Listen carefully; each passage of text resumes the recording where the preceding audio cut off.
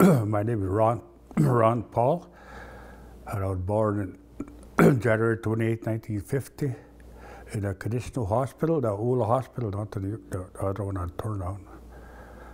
I was born to Mary Paul, my mom, and my dad was named as Thomas Paul, but my mom and dad separated when I was young, so I didn't hardly know my dad at all. I met him later when I was a little older, but we didn't have nothing in common, so we weren't together very much. Yeah, I got two sisters that are still alive, and I lost three other sisters. I was only the boy in the whole family, so.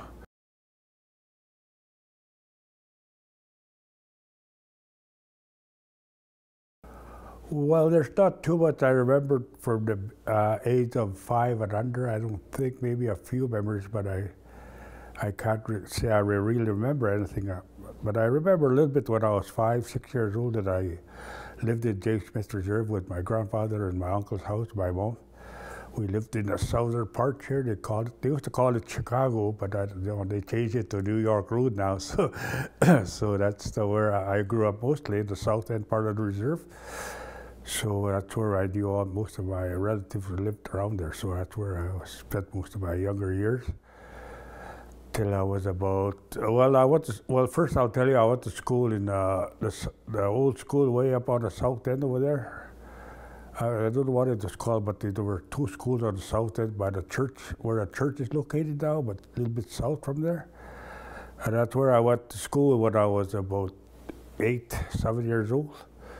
We used to walk at least, well, them days it was about 3 miles. You know, I still use the old the metric thing, so I'm not, I didn't grow up to learn metric, so that's why I used to go back and forth to school to walk them days. And I spent some time there, and then when the new school was built on the east side of our reserve, they called Central.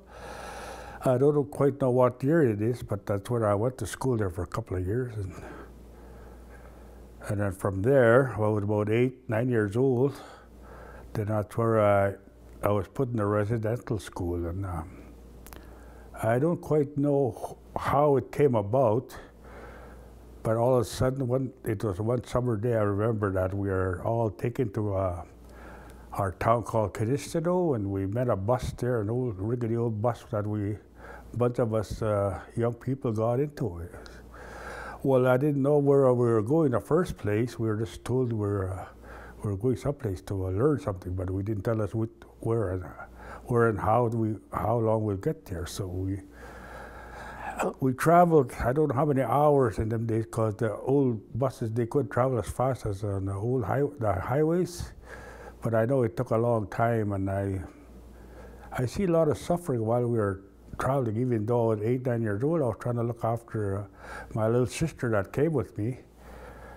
And then there was other people from the northern part of the reserve. I remember they were there. They came with us, but I can't recall. I don't want to say any name because maybe I'll make I'll say the wrong name, and I don't want to hurt anybody's feelings about that. So I know we traveled for a long time, and we were thirsty. There were no bathroom facilities in the bus, and they'd stop on the highway. Alongside the highway, where there were cars going by, they let us use the bathroom, and it was very strange, and there was white people in there, so we didn't, some of us barely understood English, but some of us older ones, we could get by, but the younger ones, they couldn't understand, so it was very difficult. And then we finally got the Gordon's residential school, I guess that's what it was called, which I didn't know at the time. And we got there, and another strange stuff going on there. We were met by a white lady that was kind of old. To me, it looked old that time and big, but I must have been a small guy. So and we met some other students that were helping her, but I didn't recognize them right away because I didn't know nobody else. So we got there and did our stuff, and they put us in. First thing, they fed us a little bit of something, and then they boys and girls, we all got separated, and we went our way. The boys and the girls were moved to a different direction, so I don't know where they went. So, but what I remember is when we got there, after our little lunch there, we were taken to a room and we were told to take our clothes off, everything, and I think my hair was about shoulder length, I guess. What I remember, and first they put us in a chair, wrapped a little blanket around our backs, and cut all our hair off. And then, you looked at yourself, and you hardly recognize myself when I see in the mirror. And then we were told to go in a real hot tub. They had a tub of water there. We were put in there, even though, I took baths before an old tub, but this tub was all different. It was a white tub, which I never seen a white tub in my life. So to that point, and they put us in this scalding water, and we had to stay there. And they put powder on our heads and did everything, to kept scrubbing us. And there's a white person there, a younger man, that was helping them scrub us. He'd scrub us there even though we were clean. I thought I was clean, but he kept scrubbing our elbows, our knees, trying to take the dark spots off, just like we were dirty. But we couldn't, I couldn't understand that, because we took a bath at home, we just washed with a face cloth or whatever we had at the time. So that was the very first time I had the experience of residential school. And I spent 3 years there. And that 1 year I remember for sure, I think it was the second year, I didn't even come home at all. Me and my sister spent 10 months over there. We left in August sometime. We never got back till in June or something. I don't remember the month exactly, but I think it was June. I know it's summertime. We spent all that 10 months over there without seeing our parents, without seeing our grandparents, without seeing anybody that we knew. But we knew I knew there were some, met some guys there that were from here. There was a few guys from the southern part of the reserve, and the north here, there was a few students there. And then the second year, I remember that, my third year, I don't remember why the school year began again. And then they pointed at us, and they took us, they pointed at the people, the girls and the boys, in a dining room in one morning. They said, and then you guys are going to Panachai school, So you got to go to Panachai, in a town, a white school in Panachai. So we were shipped there, and I think I was grade 3. I'm not even sure what grade. That's a part of the thing. I have a hard time remembering the grades I was taking it, because I never understood what a grade was. When I first started. When I first got to the residential school, I already went to school here 3 years, I think, about there someplace. When I got over there, I had to start all over again, even though I was 8, 9 years old, I think at the time. And they used to call us beginners. They didn't have no kindergarten stuff they call it nowadays. And so that's where I started, and so that set me back, I thought, And then I spent that whole school year in Panachai. We were driven back and forth in the bus every day, and then, I don't know if it was an experiment to be put in a all-white school, because it was all-white school, and there was a few native people from Gordon's or the surrounding reserves we met there. But I kind of enjoyed it, because over there I could speak my own language to the people I met there, and to the people that I went to school with, because at the residence we weren't allowed to speak our language at all, and it's very hard to understand, and the words you never heard before in your life, and you're trying to understand a different something that, sometimes I still remember I used to see the lips of the person that was talking to me, but I couldn't understand the words or whatever it was that was coming out of their mouth. It was very difficult at times. They pushed the prayer, praying and stuff like that. They pushed that on top of us.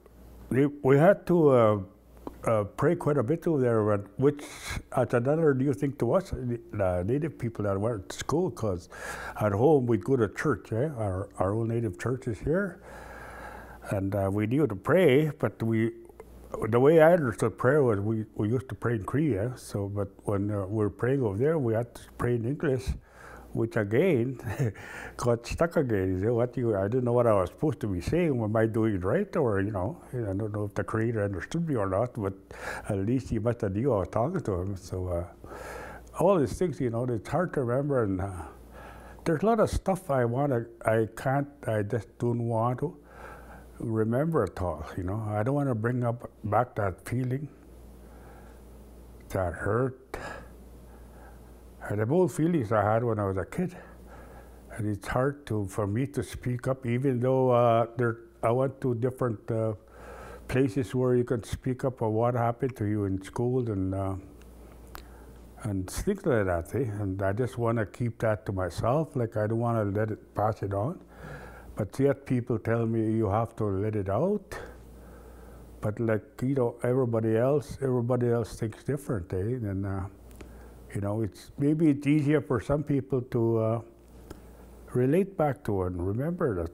But me, I just kept it in because it hurt me at the time. So it didn't really actually hurt me, but I thought about my family more.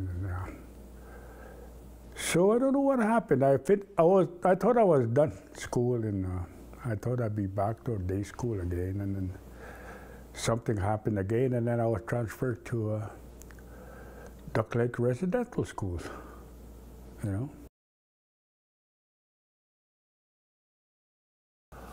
Well, my life didn't look very good because we were very poor people.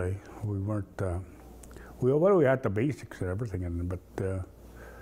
At the age of 15, me and my sister were home, and my other younger siblings were adopted, not adopted, but they were kept with different families. So I ended up with me and my sister and my grandfather and my mom. But most of the time, my mom wasn't home, so my grandfather looked after us, and we lived in the Chicago area there. There's a couple of houses that we moved back and forth to. And then at the age of 15, I remember because that's when I quit. And I was only grade 5, after all many years I went to school. So I had to go out and make a living on my own, to make a living. So I started working on all kinds of little jobs. I used to work in the farms south of Kinnister over there, a little town called St. Brew. I used to go to work with farmers there. And so from there, then I got older, and then I went with my uncles to Alberta to go and do the sugar beet stuff, we used to leave early May and then we'd come back to Alden.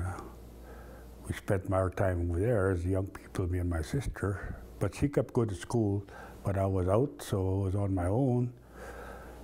And I traveled quite a bit. I joined a circus, they call it. I was in a fair carnival guy just to make a living. So, but my uncle was working there, and I used to follow him around.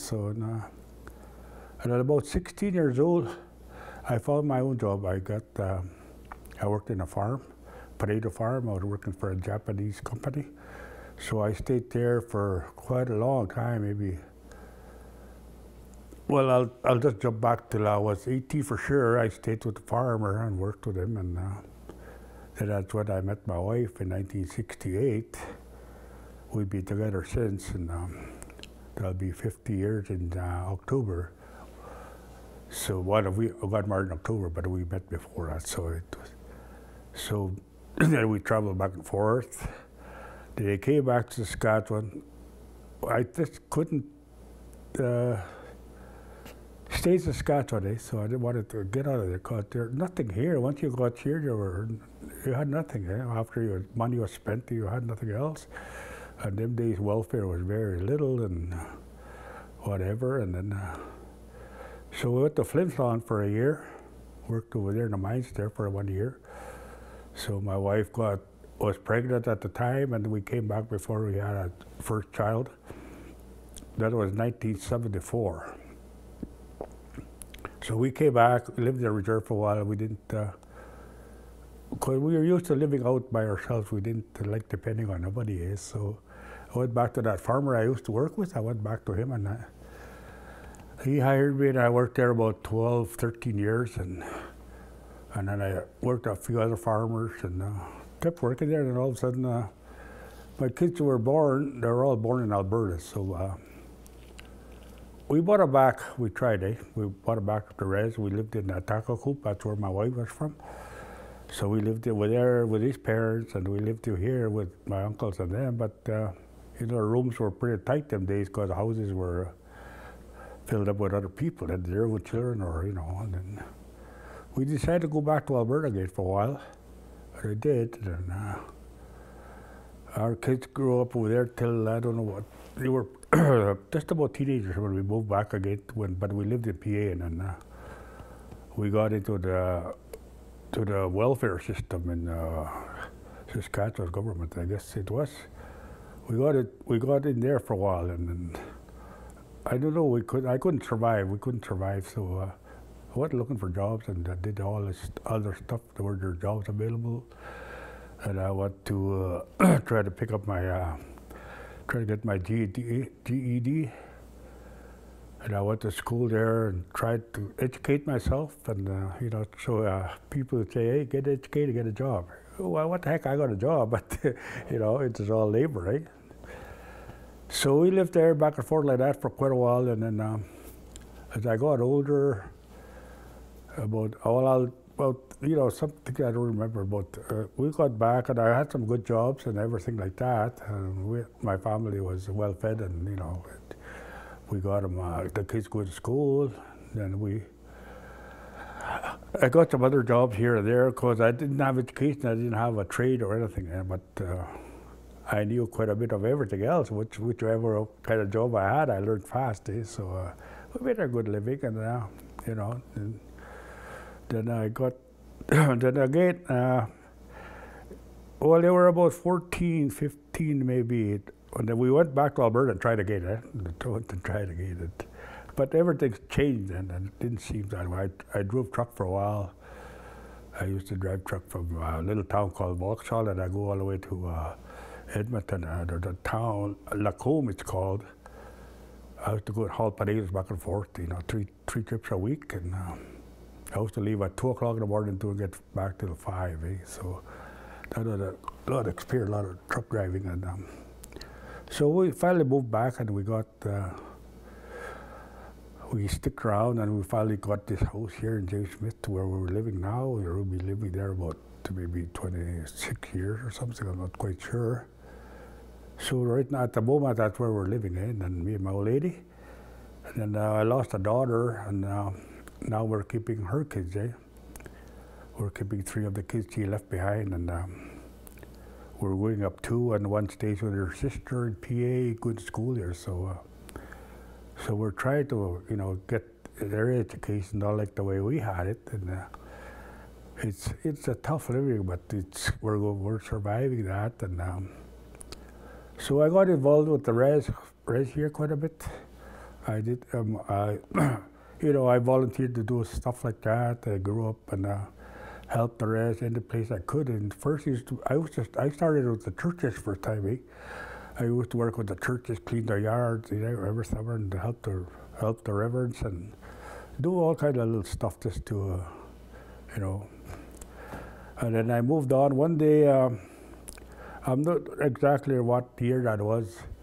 Auntie of mine passed away, and she was by herself. She didn't have, well, she had sisters and brothers, but she didn't have no children, So when she passed away, there was nobody. We had a wake here, and wakes like that, and there was no help there. But I used to watch these old guys, like the guys that looked after these funerals, wakes and all that. I used to watch them, and there was nobody there, just a preacher and maybe 3 or 4 people there. And then we buried our auntie up south, and then people showed up, and there were nobody else, so I joined in there to help out. So ever since then, I've been involved with the funerals. I help with the funerals, and you know, majority of the people I buried, I helped. So it was a very, I was very emotional at the time. When I get home, I was so, strict with, but I got used to it, eh? I got used to seeing, people in their coffin, and that didn't it affect me, but it not as much as when I first started. And it's not really, to me, it's the people I seen, crying and suffering because they lost a loved one, and I see a lot of death in my lifetime, and but I'm still doing that, eh? Even at my age now, I'm 68 years old, and I'm still doing it, because there's nobody who wants to do the job, and we ask for help. But I guess it depends on who the person is. It's going to be a different person altogether, and. People used to ask me, "You don't have no feelings?" Oh yeah, I got feelings, but So it's I did that. I'm doing that. I still do that for reserve, and I did quite a few things since the reserve. I've been involved when the first the powwow would come in here quite a few years ago. When first I had the competition powwow. I wasn't really involved. I was just helping my buddy there, stuff like that, and I got to learn how to deal with things there too. So, and my uncles, they were very, two of them were very cultural ways of doing things. And there were two of them that followed kind of the Christian way. So it so it evolved. But like the Christian, my uncles, they were named Bob and Roy. They passed on, and so I stayed with I learned from my uncles Clifford and Julius on the cultural way of things, and my grandfather used to teach me too, but he passed away in 1963 when I was still at the residence in Duck Lake. So from there I learned quite a bit from my uncles, but cultural ways, and but where I made my mistake was not my mistake, maybe a mistake. Yeah. When I was younger, they used to take me out, outside, go around camping and telling me all this stuff, and I didn't pay attention. They used to show me these medicines and these flowers and these stuff. What's supposed to be good for you? And I guess I didn't pay attention. Now it comes back and haunts me now, Who the heck, how should I do it? But I know a little bit about it, medicine and stuff, but, not to the stuff I should have learned it long ago. It's kind of difficult now that we're, our generations and our other people, we're trying to move back to our cultural ways, eh? So, that kind of haunts me. I say, well, you should know about medicine. Well, I know a little bit. But the funny part too was because my uncle, to me it was kind of funny part, because to my uncles, I never, he was a pipe carrier and stuff like that, they used to do sweats and all that. He was very knowledgeable old man, So now, it's like I was supposed to help him go to these lodges and sweats and stuff for meetings. And when he passed away, well, first we lost his older brother, name was Julius. He passed away, and then I stayed with him, helped him till he was pretty old. Well, his legs were giving out. I was to take him to these culture camps or whatever, and learned all this stuff, So when he passed away, what I think is people thought automatically that I was, to know all this stuff, so they were asking me to do this stuff. And, but I remembered, and I asked other elders, and there's a lot of good teachers out there, if you ask. If you look, there's somebody who will tell you that even at my age, I'm still learning about our wood ways and stuff. So I'm trying to pass on to our young people, and try. I love that, We're going back, It's starting. Our reserve is starting to move, because it kept quiet for so long, And I don't like talking about. I'm not here to talk about politics. So I just would leave that alone, and But our cultural ways, we're coming back, and We're coming back slowly, but we're coming back. Even I could see that in school today. Yeah? And a couple of years ago, I was asked by a guy named Otto, he works for PNGC, to go to help him. Because according to what he said, the curriculum of the school is going to change in three years if they can do it. Eh? But things takes a long time through the government. Instead of teaching the kids who the hell Columbus is, and all of what they call the explorers that we were taught in school, instead of learning about them guys, hey, let's learn about our people here in our own reserve or our people in Saskatchewan. So we're working on that. We're trying to make that curriculum what every student should learn from grade 1 to 12. So we're working on that, but it's very hard. But that's in the future. We're working on the future. And then we're working with Sturgeon Lake because our languages are the same, and most of our customs are pretty well the same. So it's a good idea. We're working doing that, and I enjoy that. And even today, I got a message. To think about a prayer, to pray. But the way I learned from my old Clifford was, a prayer. One of the prayer I understand is the Lord's Prayer, that you can say together or you tell somebody to learn it. But after that, you pray your own way, from your own heart, from your own mind, and from your mouth. You don't pray. I won't pray the same way you pray in the morning, and So that's the way I'm trying to explain it to him. But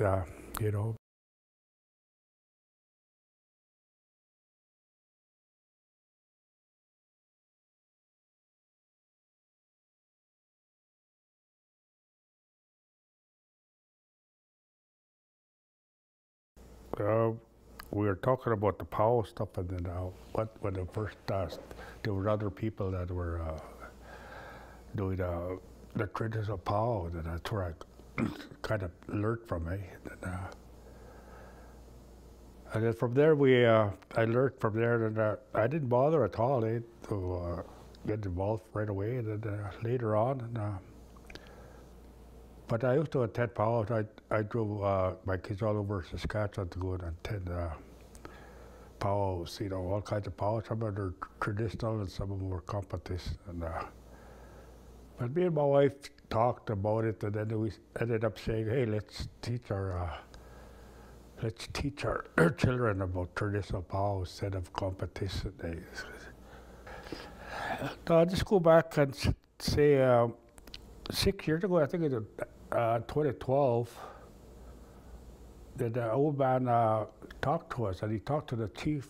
Chief Birds was Wally Birds was the chief at the time, and we got involved with another guy named Michael. He works at the clinic now, and we got involved to try to start a POW again, because it kind of died out here. And so we went to the grounds where the POW grounds is now. That's where we went when we first sat down there. The grass was taller than us when we were sitting in the grass there. There were nice flowers and everything.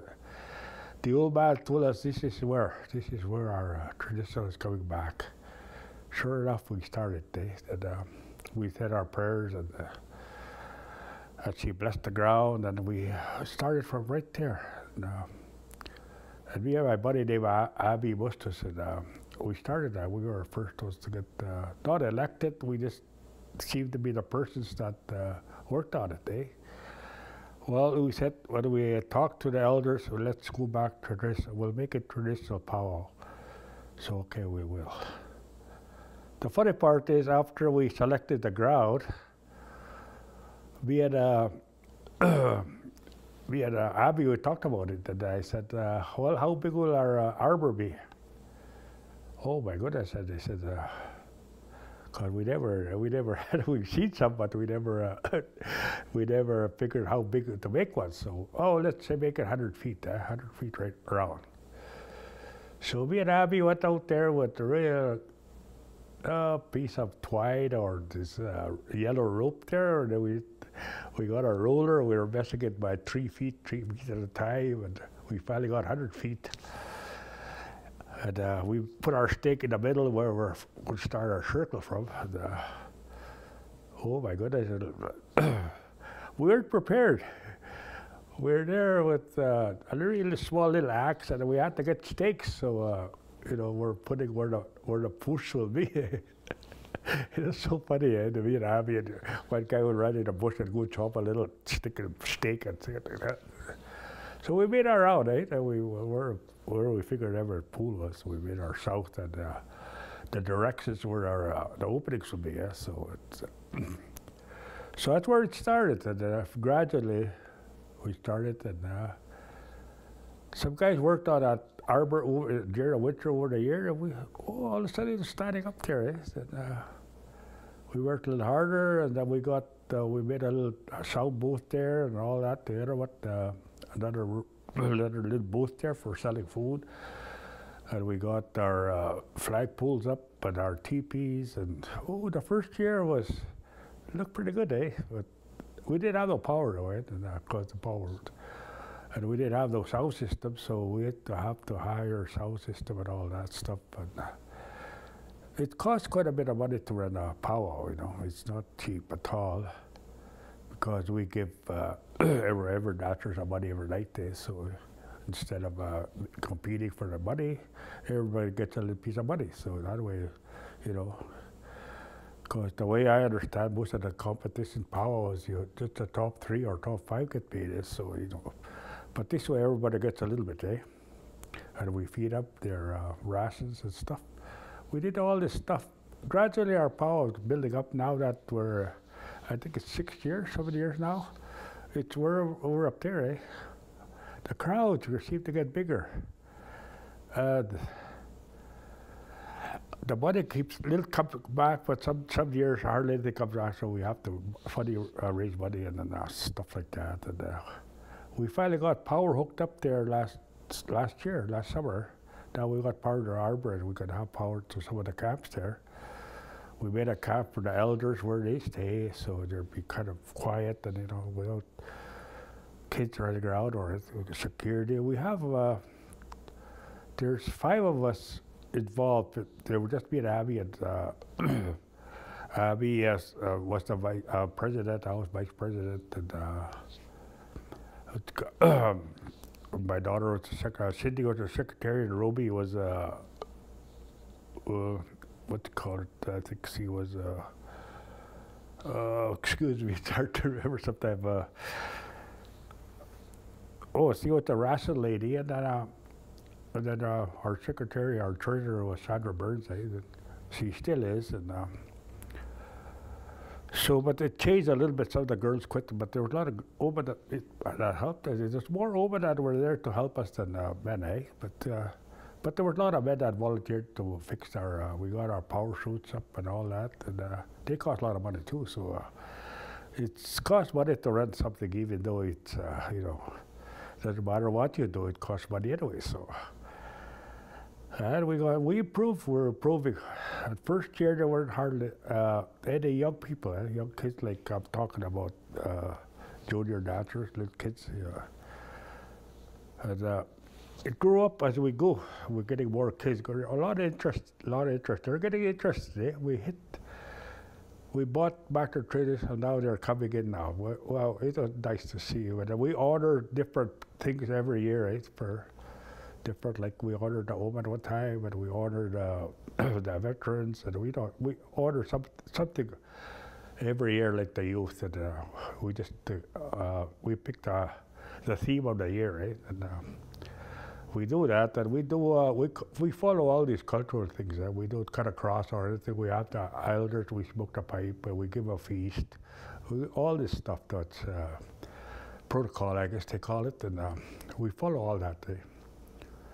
So far, our powwow is improving every year. And I was the president last year, but I retired too. So they're starting their meetings again. They'll probably elect their own young people. There's a lot of interest now, eh? So it was good to see you. So that's where I'm happy because last year, oh man, the little guys, you know, I can't say that word. I'm not very good at find all the words in English, like inaugural or no, what they, probably, I'm not really sure, but that's when they entered the Powell Trail anyway. That's when we had a lot of people, a lot of young people there, right? And we had so many young dancers that we were at 100. We didn't expect that many, but people bring their children and kids are interested in it, and it's good to see it. And we get, oh, it was good. First time we only had 12 drums, I think, eh? And we ended up with 21 one time and 19, you know. A lot of people bring their drums to come and sing. So I guess they must have heard how good our powwow is, and everybody come and enjoy themselves, and it's good. But I like to see that, and we call that the powwow grounds.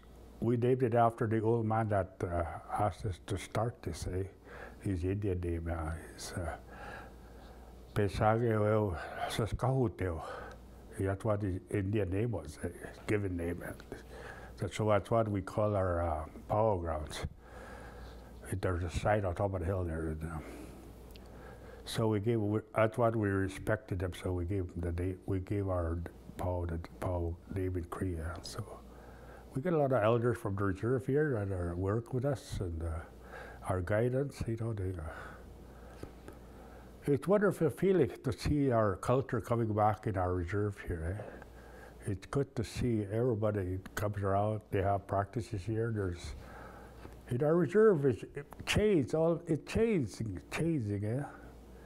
Sure, there's modern things, everything going up. There are a few buildings that go up. We see a lot of buildings that weren't here a couple of years ago that are here. And,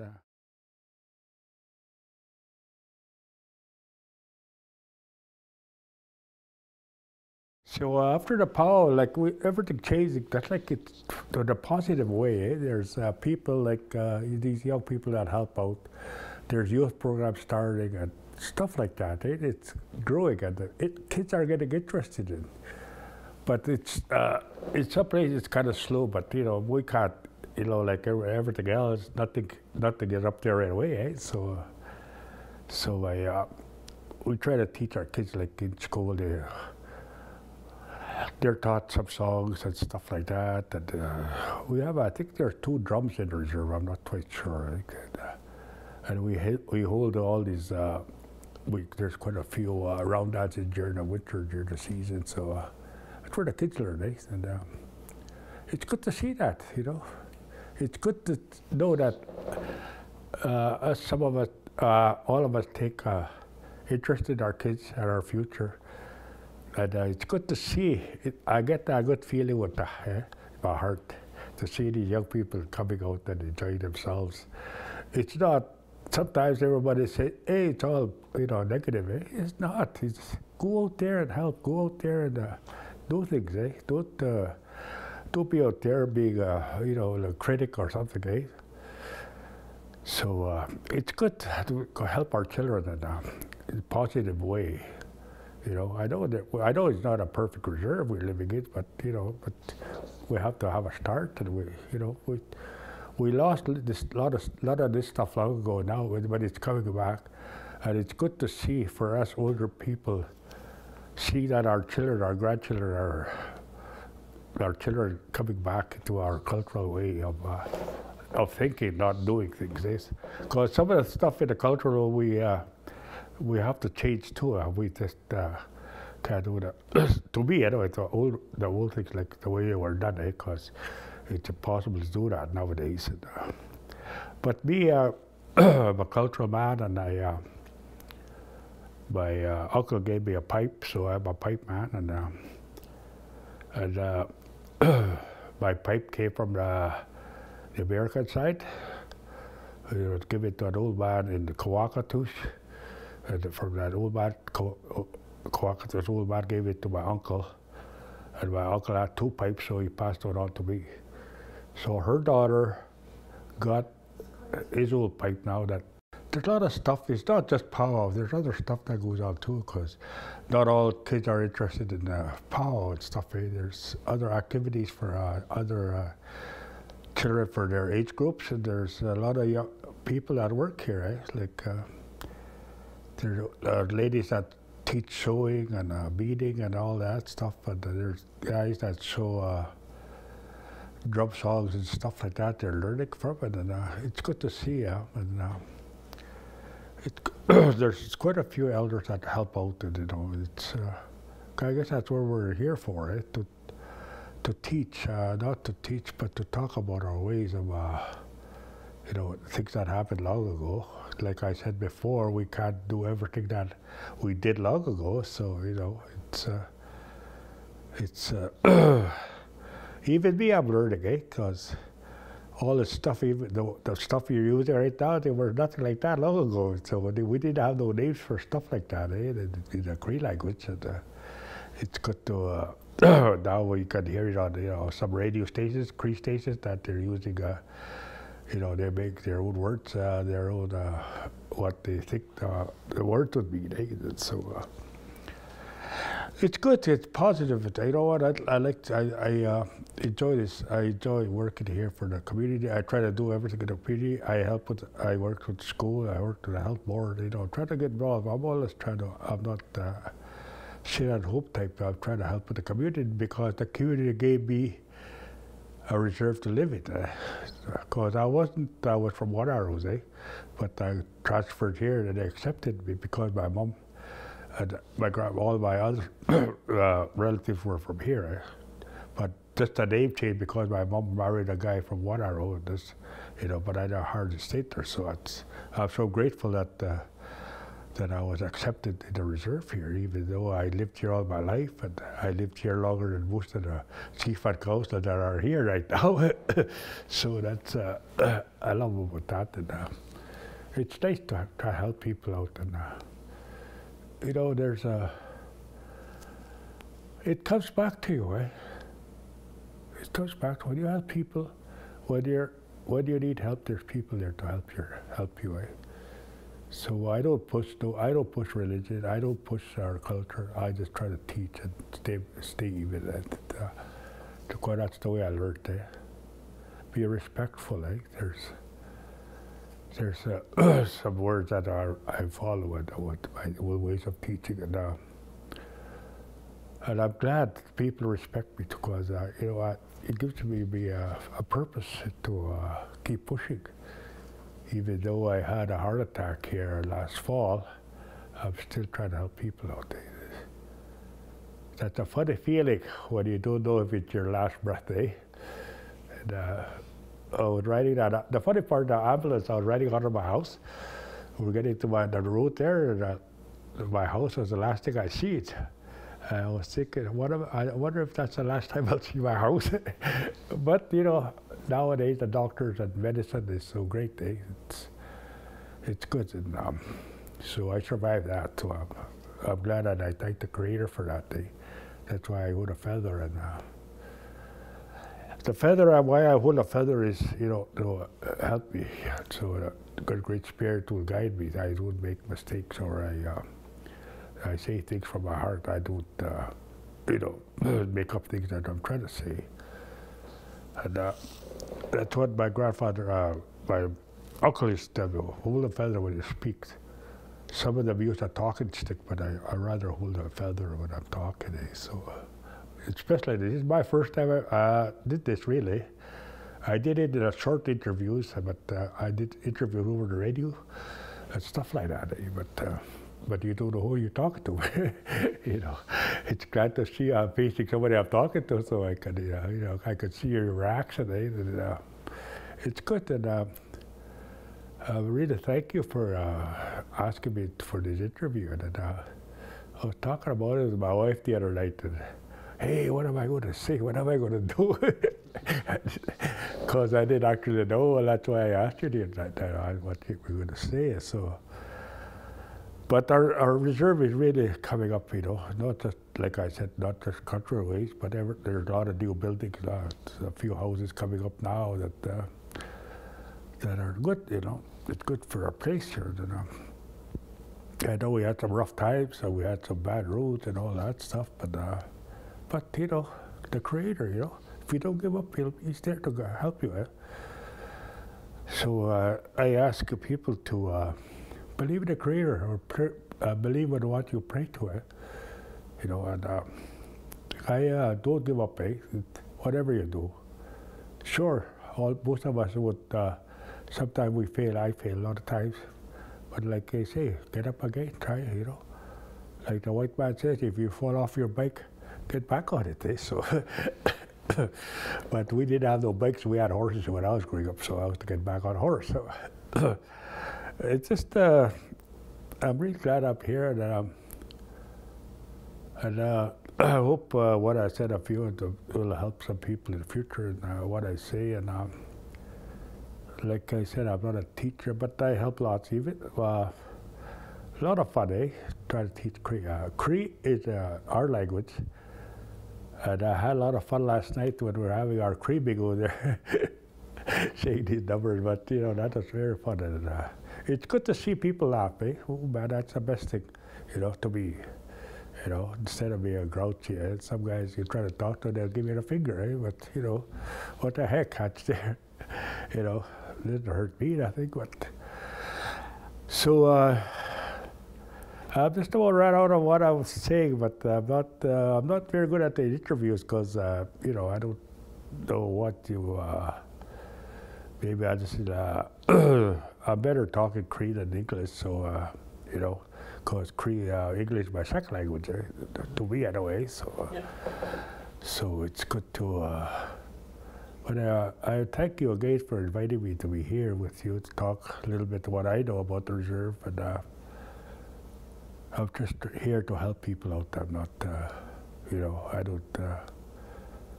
don't push nobody. And I got a lot of friends here, and I know.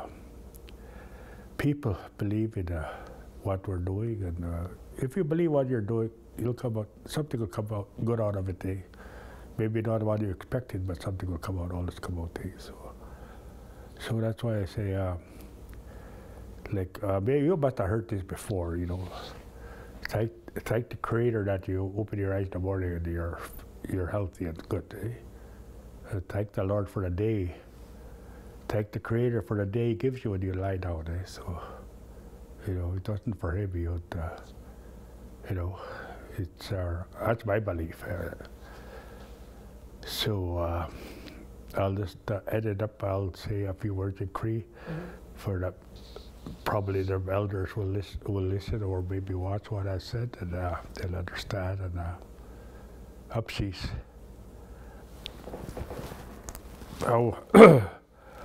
How se battu hosteva amigo yan. Anu tapsis ka pikskwan. Naskuma hosteva amiga na naskum kistare ewichira tragiska. Hogam absteitagitek. How is to ka tutago how se battu de kitome naskumtan. How xedowak hanu tgeso ka xedowak hutaka. How you apa you tape apa te tutau ya apsis. Vaga nista tapagate but websta teamsod. Vaga utaka no nista ko pikskosja ega manit vaja jo nista mitstagi sketamaan vaga kagipe snutahi kagipe stoboje kaugi daskup no akio. How mitaki auta kapje xedo agutaka tsuko skurgat. How gistok tidi sido no ta tidi no speech in tap to mixno pat. Heugai bak xedo akai bak ka kexno ba swa utadi ga de Kati mi pai u tu takau ka pege e magago ke deo machu no. Tapo tabo no tragi to ale to gre. How baga xan ma seba to de ki to nas ko ba. So I just said I'd like to thank you. I'd like to thank the Creator for giving me this day and for making me get up early and being healthy, and I thank the elders that were here and that are around here I'm learning from, and I thank you for guys, and that's about it, I guess. And I hope you have good luck on the program you're doing or whatever it is, and maybe I'll be able to see myself in the future. Hey, thank you very much. That's it.